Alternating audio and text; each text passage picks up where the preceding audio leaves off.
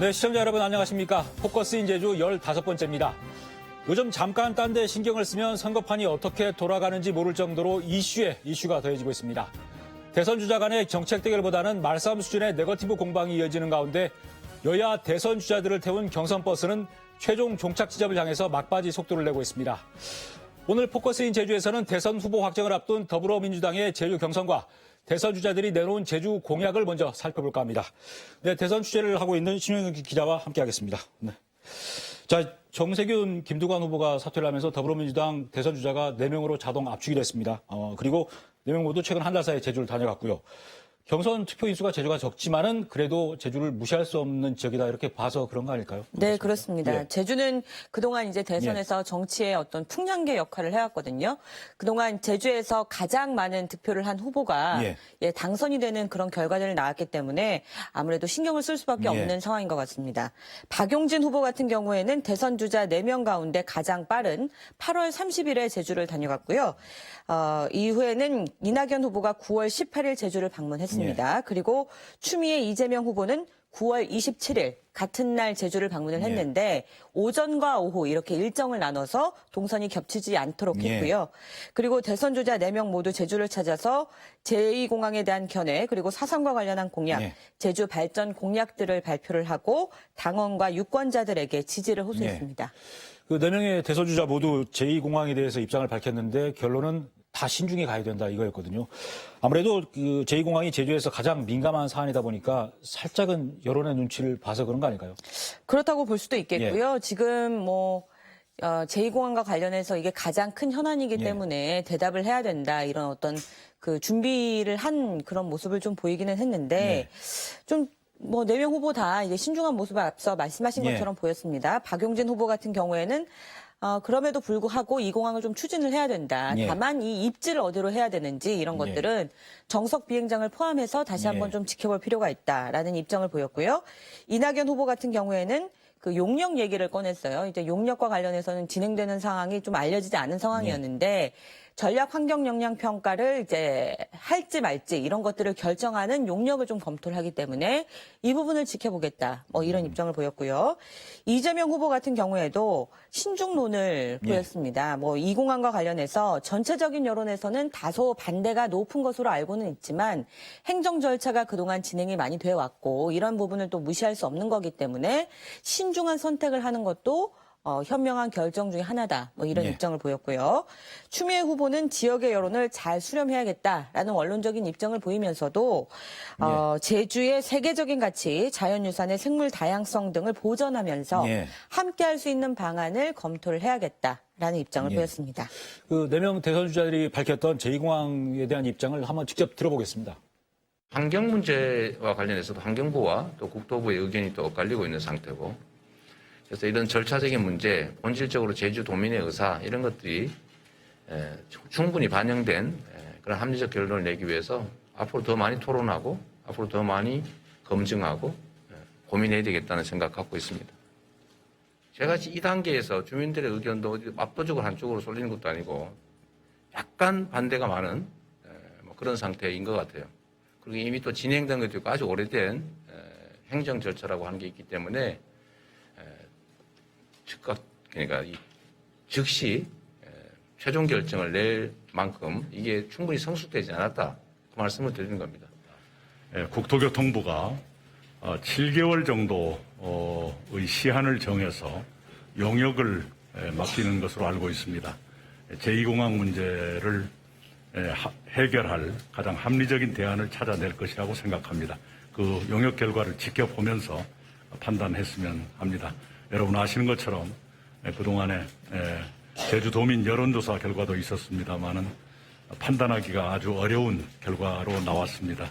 그리고 제주도가 안고 있는 문제는 여전히 있기 때문에 일단은 국토부의 용역 결과를 기다려보자는 말씀으로 답을 대신하겠습니다.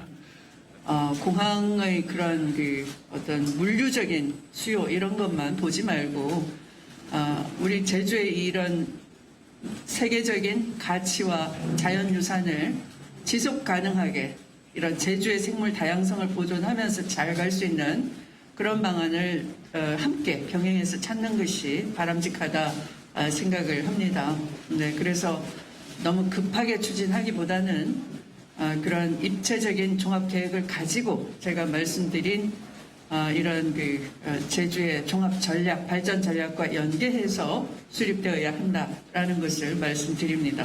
좀 환경적 부담과 그리고 경제적인 손실 문제를 잘 협의해가는 과정에서 제주도 도민들의 이해를 잘 담아내는 방식으로 가야 된다고 생각을 합니다. 또 다른 대안인 정석 비행장을 통해서 제2공항을 위치를 그쪽으로 정하는 문제 포함해서 다시 고민해 볼 필요는 있다고 생각을 합니다. 공항은 지어야 되겠지만 어느 위치에 또 어떤 노선들이 분산시켜 나갈 건지에 대한 고민은 제주도 도민들의 의견을 좀 모아서 가야 될 필요가 있다고 생각합니다. 원천적 반대는 저는 아닙니다. 자, 그런데 이렇게 더불어민주당 대선 주자 4명이 다 신중한 입장을 보이다 보니까 결국 국토부가 제2공항을 추진할지 말지 입장 정리하는 시점을 대선 이후로 미루는 어떤 명분을 줘버리는 거 아닐까요? 뭐 민주당 후보들이 뭐 신중해서라기보다도 국민의힘은 하자고는 제2공항 하자는 입장이라서 대선 결과에 따라 달라질 수도 있지만 네네. 뭐 정권 말이기 때문에 예. 뭐 어떤 정책 결정을 내리기에는 신중할 수밖에 없는 상황에 놓여 있는 것이다. 이렇게 볼 수 있는 거죠. 이 현재 상황을 좀 지켜볼 필요가 있는데 현재는 이제 환경부가 국토부가 낸 전략 환경 영향 평가에 대해서 반려 결정을 낸 겁니다. 그래서 국토부에서 이 전략 환경 영향 평가를 다시 할지 혹은 백지화할지 이거를 결정을 해야 되는 시점인데요. 요거를 다시 할 수 있을까 하는 데 대해서 용역을 해보겠다 하는 것이기 때문에 이 해당 용역을 뭐 조만간 발주를 하고 7개월 이후에 결과가 나온다고 하니까 대선 이후에 결과가 나올 것으로 보입니다. 예. 자, 그리고 이 대선 주자 4분 모두 5개씩 제주공항을 발표했는데 모두 제1공항이 또 제주 4.3 관련이었습니다. 제주 표심의 최대 변수가 4.3이라서 그런 것 같습니다만은 대선 주자들이 제주 4.3을 어떻게 바라보는지 잠깐 들어보고 얘기를 나누겠습니다. 희생자에 대한 치유와 제주 공동체 회복을 지원하고 행방불명인의 유해 발굴과 명예회복에 적극적으로 나서겠습니다. 재산 말씀드리지만 국가폭력에는 공소시효가 폐지되어야 됩니다. 정부가 주도해서 제주 4.3을 평화와 인권의 상징이자 과거사 해결의 모범으로 만들겠습니다. 국민이 맡긴 권력과 국민이 맡긴 총칼로 보호해야 될, 지켜야 될 국민에게 총칼을 휘두르고 폭력을 행사한 국가 행위에는 결코 면책 시간이라는 게 있을 수 없습니다. 다시는 우리 역사에 이런 일이 재발하지 않도록 공소시효를 완전히 폐지하고 살아있는 한 마지막 순간까지 반드시 처벌한다. 그리고 반드시 진상을 규명하고 수십 수백 년이 지나더라도 반드시 명예를 회복하고 억울함이 없도록 하고 합당한 보상 조치가 있어야 된다는 것을 우리가 제주 4.3을 통해서 한번 꼭 보여드리고 싶습니다. 새로운 배보상을 위한 법 개정과 정책의 수립 그리고 예산의 확보가 수반돼야 합니다. 예산안은 정부가 1,810억 원을 배보상을 위한 종잣돈으로 일단 반영을 했고 그에 부수하는 행정비용 등등으로 100억 원 정도를 추가해서 모두 1,900여 원이 반영되어 있습니다. 배보상의 방법을 어떻게 정하느냐에 따라 이 예산은 정액될 여지가 충분히 있다고 생각합니다. 이런 방법을 통해서 4.3 배보상을 내년부터 시작해서 5년 이내에 완료하겠습니다. 그러자면 정권 재창출이 절실히 필요합니다. 이 제주 4.3에 대한 배보상은 다른 문제에 있어서 하나의 선례를 남기는 모범 사례가 될 것 같습니다. 그래서 이것을 어떤 방식으로 액수를 정하고 또 어떤 방식으로 지급 절차를 정하는 것인가 하는 것은 다른 사안에도 상당히 영향을 미치는 것이고 또 한편 그것이 단순히 재정 능력, 당대의 재정 능력만 볼 것이 아니라 이것을 제대로 배보상을 해야지만 국가가 다시는 그 같은 국가 폭력을 저지르지 않는다 하는 하나의 안전장치라고 할까요? 그런 것도 될 수 있기 때문에 역사에 대한 바른 인식을 가지고 있는 집권 세력, 그리고 역사에 대한 대한민국을 통합과 화해의 길로 이끌어 나갈 수 있는 자격이 있는 그런 정치 세력이 20대 대통령 선거에서 승리해야 된다고 생각합니다. 네, 대선 주자 4명이 다 제주 4.3은 내가 해결하겠다고 공약은 하는데 세부 실천 계획은 살짝씩 좀 차이가 있는 것 같습니다. 네, 뭐 이제 4.3과 관련해서 완전한 해결을 위해서 노력을 하겠다 하는 부분에 대해서는 이제 공통적인 공약이라고 볼 수가 있겠고요. 다만 이 뭐 세부 실천 계획은 앞서 말씀하신 것처럼 관련 예산을 지원을 한다든지 뭐 명예회복을 하기 위한 예산을 지원을 한다든지 뭐 이런 식으로 하겠다라고 해서 세부 실천 계획도 사실 그 내용 안을 들여다보면 크게 다른 점은 없다라고 이렇게 보여지고요. 다만 이 배보상과 관련해서 4.3 유족회에서 지금 이제 차등 지급에 반대하는 입장을 보이고 있거든요. 이런 부분을 의식한 발언들을 4명의 후보가 공통적으로 했는데 뭐 결과적으로는 이제 4명 후보가 다 차등 지급에는 반대한다는 입장을 보였고요. 구체적으로 좀 보면 이재명 후보 같은 경우에는 한 언론과의 인터뷰에서 이 배보상은 국가의 잘못에 대해서 국민에게 사죄하고 위로하는 차원이기 때문에 생명의 가치가 동일하다. 따라서 동일한 기준으로 하면 될 것 같다. 신속한 재원 투입이 필요하다. 이런 입장을 보였습니다. 이낙연 후보 같은 경우에는 4.3 배보상급 지급을 범정부 차원에서 챙길 것이고 5년 이내 하겠다. 이런 입장을 보였고요. 추미애 후보 같은 경우에는 배보상과 관련해서 4.3 배보상이 다른 과거사 해결의 선례가 될 것이기 때문에 당대 재정 능력만 볼 것이 아니라 제대로 된 보상이 필요하다. 이런 입장을 보였습니다. 박용진 후보 같은 경우에는 이 차등 지급이 논란이 되는 것과 관련해서는 행정 편의주의적 발상이라면서 관련 논란이 없도록 잘 챙기겠다. 이런 입장을 보였습니다. 그런데 뭐 4명 다 제주 4.3 희생자들에게 배보상금을 지급하고 유해 발굴도 지원하겠다 여러 가지 공약들을 했는데 사실 지금 행정안전부가 배보상 기준 정하는 용역을 발주했는데 결과 발표가 2달이나 미뤄져 있고 4.3 특별법을 또 개정해야 되는데 지금 제동 작업도 중단이 되어 있거든요. 네. 이런 그 실제 상황을 좀 파악하면서 공약을 제시를 했어야 되는 거 아닌가요? 지금 행정안전부에서 이 관련 절차가 좀 늦어지는 거는 맞습니다만 어쨌든 정책 결정을 하는 것은 또 그 윗단계에서 진행이 되는 것이기 때문에 그걸 좀 지켜봐야 될 것 같고요. 행안부에서는 이제 이 과거사법 관련해서 배보상이 진행되는 것 자체가 사실 이제 처음 사례거든요.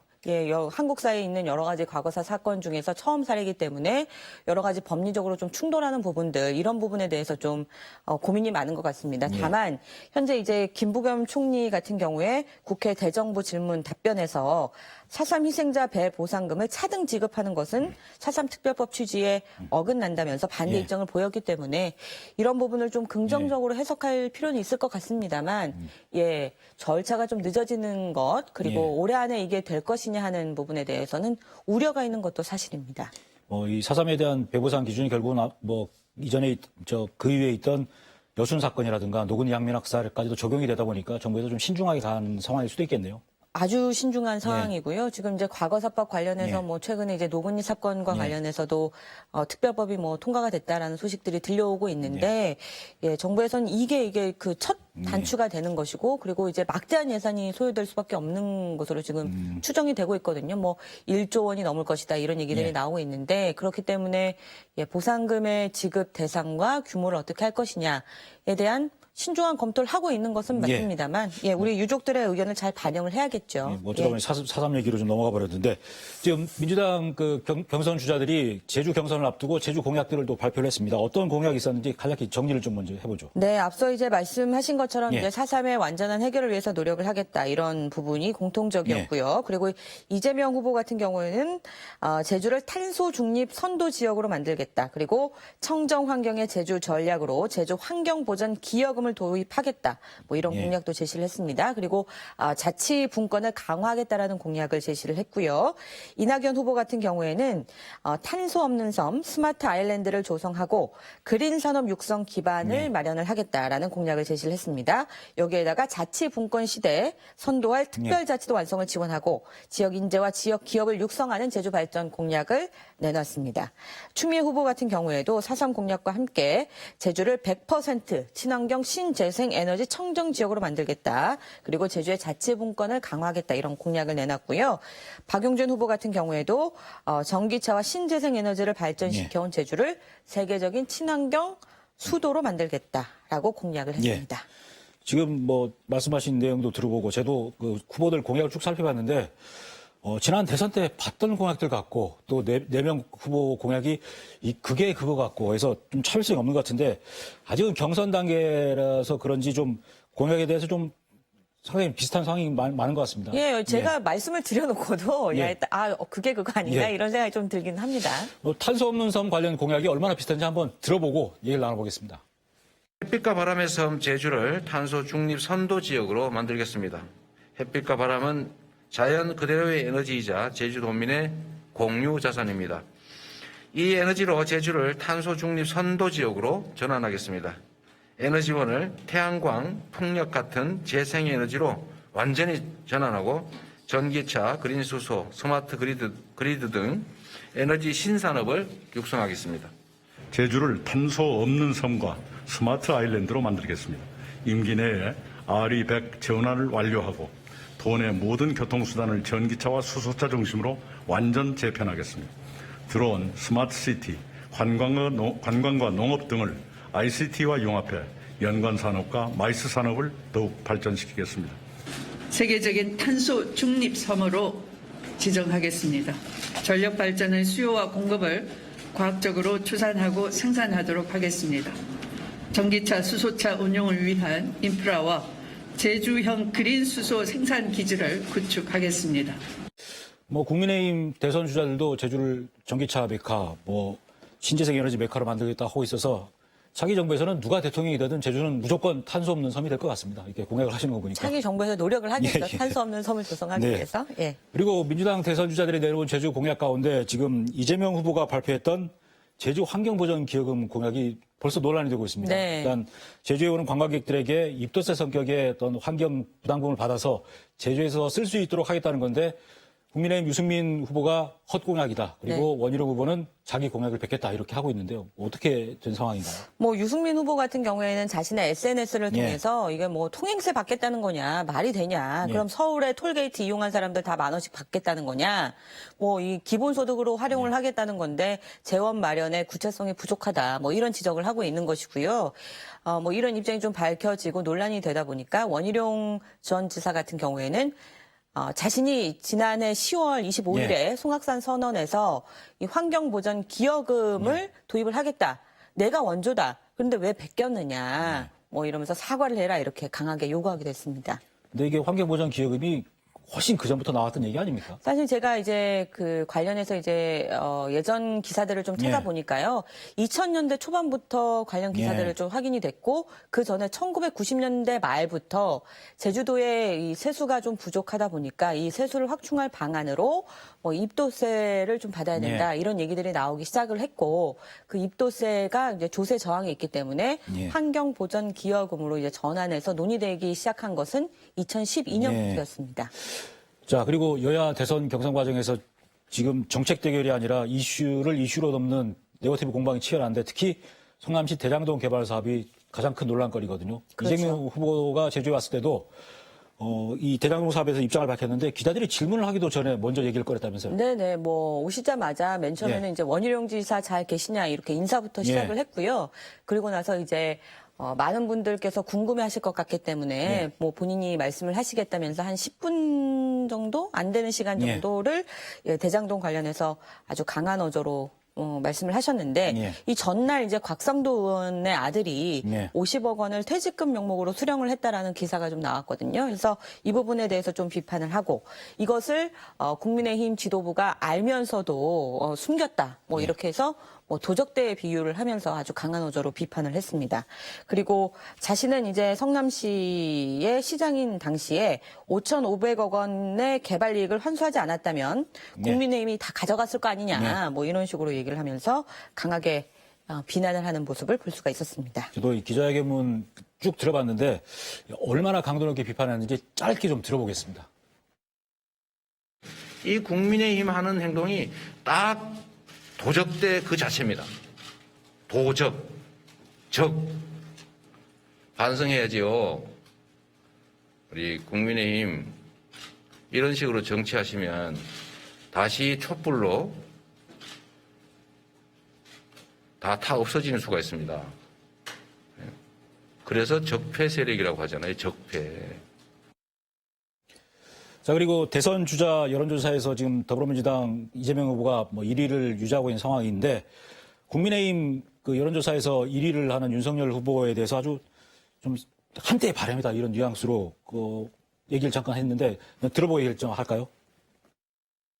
국민의힘이 개과천선해가지고 이제 진정한 보수 정권으로 국민의 정당으로 거듭난 것 같으니까 여기다 맡겨보자가 아니고 저 똑같은 과거의 그 적폐를 못 벗어난 똑같은 이 구태 정당인데 그래도 거기에 기대를 하는 이유는 딱 그거 하나입니다.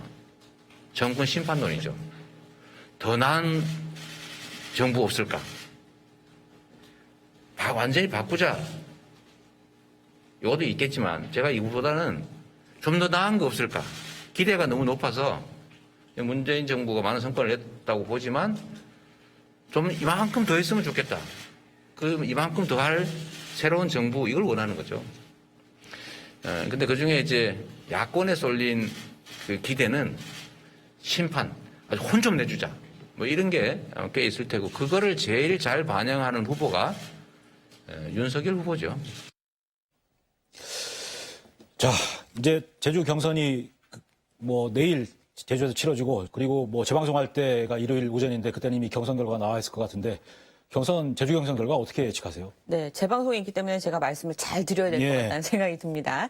제가 지금 봤을 때는 지금 전국적으로 지지율이 뭐 나오는 순서가 있지 않습니까? 예. 그 순서가 제주에서 뒤바뀌기는 사실 쉽지는 않겠다라는 생각이 듭니다. 다만 이제 제주에서 그 이낙연 후보를 좀 지지하는 분들이 열심히 또 활동을 하셨기 때문에 그 부분이 얼마나 반영됐느냐가 관건일 것 같습니다. 그 대선 현장을 취재하고 있는데 이 캠프 분위기 그리고 기자회견 분위기 보면 대충 누가 후보가 될 것 같다 감이 오지 않습니까? 누가 될 것 같습니까? 민주당 대선 후보는. 얘기를 해야 되나요? 네. 근데 이제 지금 현재 상황으로 봤을 때는 많은 도의원이라든지 뭐 정치인들이 누구를 지지하고 있느냐 이걸 좀 보시면 될 것 같다라는 생각이 들고 있고요.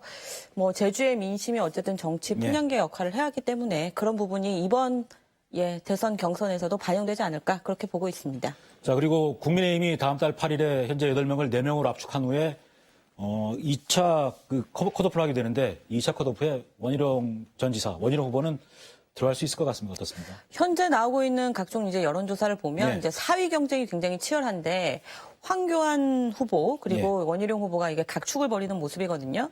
근데 황교안 후보 같은 경우에는 그 태극기 부대라고 할 수 있는 전통적인 지지층에 굉장히 호소를 하는 모습을 보이고 있고요. 뭐 부정선거나 이런 부분에 대해서 본인이 좀 강조를 많이 하고 있고 원희룡 전 지사 같은 경우에는 윤석열 후보와 뭐 궤를 좀 같이 한다 이렇게 좀 볼 수도 있겠는데 소상공인의 대변인 역할을 자처를 하면서 지지율 반등을 좀 노리고 있는 모양새입니다. 만약에 이제 그 2차 컷오프 안에 들어가게 된다면 원희룡 지사의 어떤 정치적 입지나 이런 것들은 굉장히 확장될 여지가 있다 이렇게 보면 될 것 같습니다. 지금 뭐 중앙방송사 같은 경우에 그 국민의힘 토론회 관련 뉴스를 보면은 원희룡 후보가 그래도 인터뷰 내용이 들어가는 걸 보면은 4등은 되지 않을까 좀 싶은 제 개인적인 생각입니다. 네, 지켜보시죠. 네. 자, 그리고 국민의힘이 대선 주자를 4명을 압축한 후에 10월 13일에 제주에 와서 토론회를 할 예정입니다. 그때쯤 돼서 국민의힘 대선 주자들도 제주 공약을 발표할 것 같으니까 그때 이 시간에 집중적으로 다루도록 하겠습니다. 네, 오늘 수고하셨습니다. 예.